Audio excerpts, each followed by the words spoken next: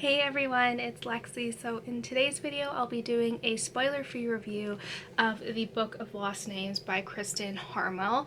And for those who don't know, this was the Tales and Teacups book club picks for the months of January and February. So initially, from what I've heard from you guys, is that you guys really have liked this so far, which is really good.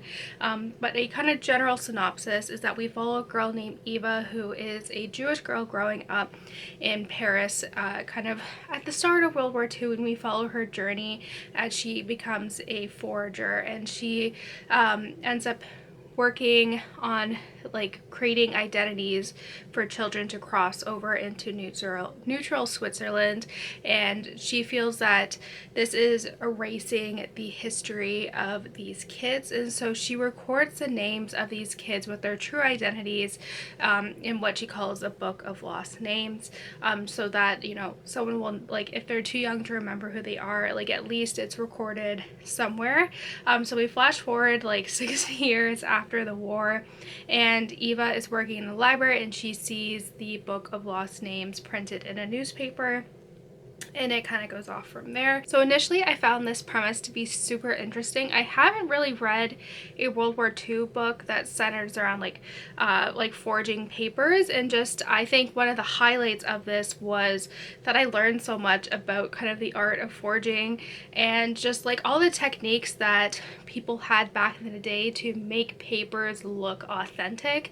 And you kind of learn this along with Eva and just kind of her her techniques, and you kind of get to learn more about that type of, that side of World War II history, which I thought was really interesting. But that's kind of where it ends for what I enjoyed it. So overall, I gave this a 3 out of 5 stars. It was a decent World War II historical fiction, but I don't think it holds up to some of the all-time greats of this genre, like The Nightingale, All the Light We Cannot See. This is decent, but I wasn't in love with it. And I think part of it too is I felt like Eva was so naive throughout this, to the point where it was just kind of annoying, and she's very indecisive in her just internal dialogue. And here was just it would literally be a paragraph of her just asking herself questions, which I thought was annoying. And even romance is heavy in this, and I understand kind of the basically we can die tomorrow, so let's get married mentality, but I felt it was a little bit pushed. I didn't feel like we had a lot of time to see that romance develop in here. And I'm nothing wrong with romance and historical fiction. I just didn't think we had really a lot of time to kind of see that flourish in a way that was believable to me. And also kind of Eva's mother character in here. If you look at a lot of the kind of criticism of this book, if you look at Goodreads in particular, at the basically 3 stars and under, a lot of them say the same thing of how Eva's mother was just she didn't seem like a realistic kind of response to that situation, and she blames Eva for a lot of the things that have happened. And kind of throughout this entire novel, she is very bitter, she's very angry, and kind of takes that out on Eva. And I can understand that to an extent, but I felt like this was kind of an exaggeration or extreme version of that kind of, I don't know, it just felt really weird. And I felt it a little bit, sometimes the plot in here was a little bit predictable. It felt almost kind of a Hallmark movie where you can kind of guess what's gonna happen.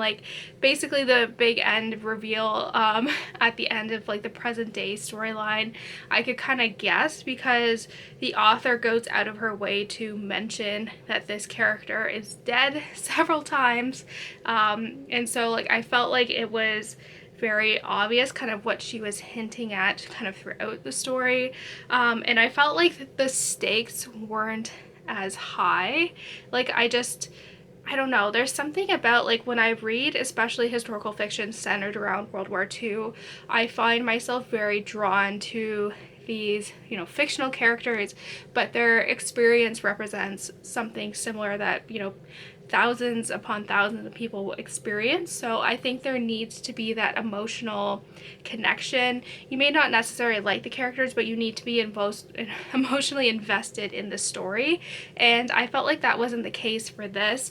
I don't know, I always felt like I was at arm's length with the characters, and I think it's because they were very one-dimensional, again with like the mother, and just I felt like they were just stereotypes kind of throughout this, so that was a little bit disappointing. And I think part of it too is because I found the premise to be so interesting. Like the synopsis on the back made it sound like this book would be fantastic, and I think I built it up.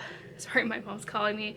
I think I built it up into my mind that it would be better or bigger than it actually was. So that was a downside. Like, I did enjoy this. And again, like another thing too, it is the Book of Lost Names, and we don't necessarily get to see what happens to these kids. Like, we very briefly get to see, you know, these kids getting smuggled into Switzerland. Eva is very much kind of on, like I said, the forging of the paper side to it, so you don't really get to see that.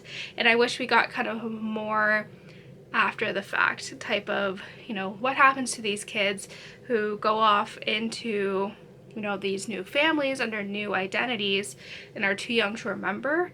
Like, what happens to that? If the book is titled The Book of Lost Names, like, what happens to these kids whose names are in this book? So like I said, overall I kind of had mixed feelings about this. I did, like I said, I did really like the forging of the papers to be really interesting and learning about that, but I was just not emotionally invested. So overall I gave this like a 3 out of 5 stars. If I'm being very generous, like a 2.75.